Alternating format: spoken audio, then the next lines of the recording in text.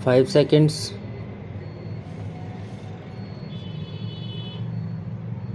That does not mean that I dislike language being a very important matter in our administration or education or culture.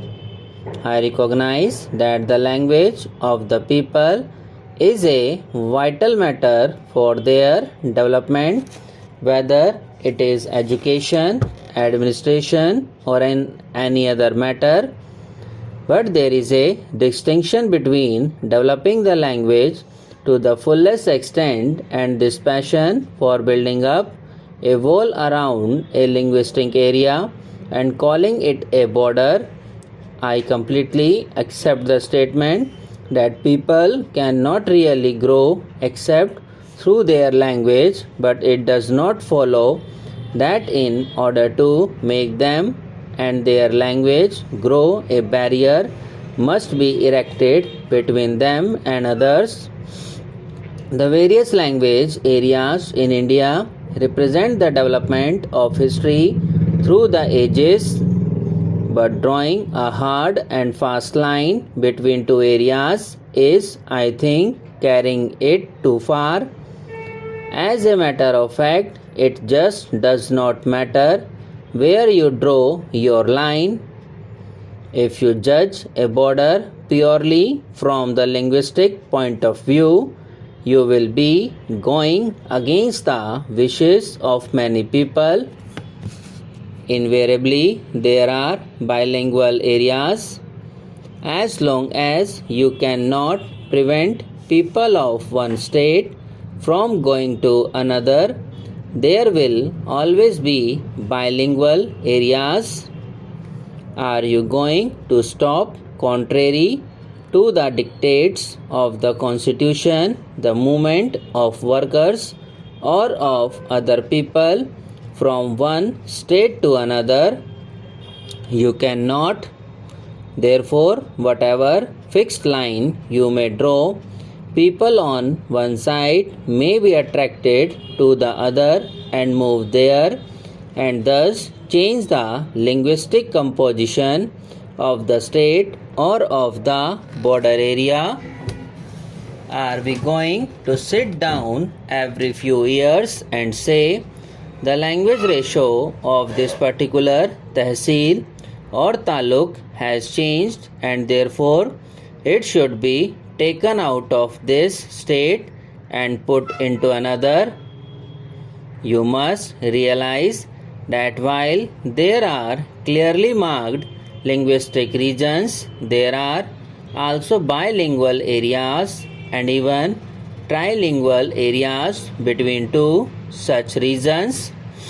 And wherever you may draw your line, you do justice to one group and injustice to another.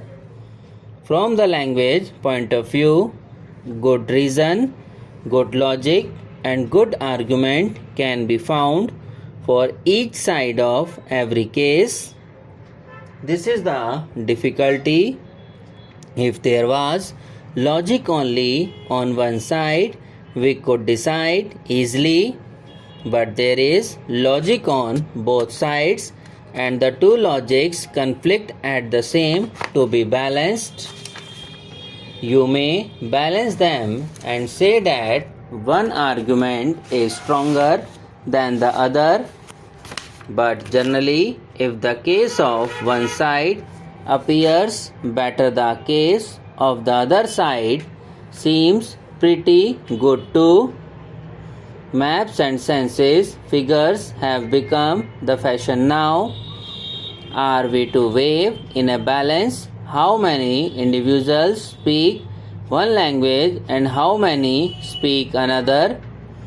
It will lead to all things kinds of fantastic situations.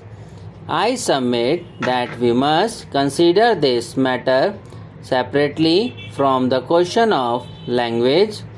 Of course, all the great languages of India which are mentioned in the Constitution have to be developed. I would go a step further and say that even those in the northeast frontier area and elsewhere ought to be developed. Further, the development of one language should not be and cannot be at the expense of the other. I am convinced that the development of any one of the great languages of India helps the development of the other languages.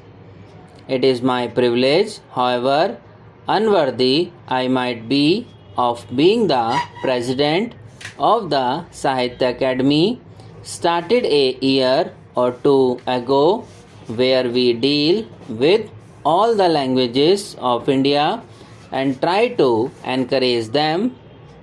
The more we discuss these matters, the more we see that encouragement, development, and growth of one language result in advantage to the other Indian languages also. Going one more step, I would say that the knowledge of a foreign language helps the growth of an Indian language. If we are cut off from foreign languages, we are cut off from the ideas that are contained in those foreign languages and from technology, which is part of modern life. Therefore, let us not think of excluding a language. Quite frankly, I do not understand the way some people are afraid of the Urdu language. I am proud to speak Urdu and I hope to continue to speak Urdu. I just do not understand why in any state in India people should consider Urdu a foreign language or something which invades their own domain. Urdu is a language mentioned in our constitution. I object to any narrow-mindedness in regard to Urdu. It is no use dragging philology into these language controversies. Take the Punjabi language. We have learned arguments about the origin of Punjabi and the Gurumukhi script and how far it is connected with Hindi and so on, as if the source was of paramount significance. What matter is what people do today. Let scholars go into the past of Gurumukhi and Hindi. If people in the Punjab or elsewhere wish to use it, let them use. That does not mean that I dislike language being a very important matter in our administration or education or culture. I recognize that the language of the people is a vital matter for their development, whether it is education, administration, or any other matter. But there is a distinction between developing the language to the fullest extent and this passion for building up a wall around a linguistic area and calling it a border. I completely accept the statement that people cannot really grow except through their language, but it does not follow that in order to make them and their language grow, a barrier must be erected between them and others. The various language areas in India represent the development of history through the ages, but drawing a hard and fast line between two areas is, I think, carrying it too far. As a matter of fact, it just does not matter where you draw your line.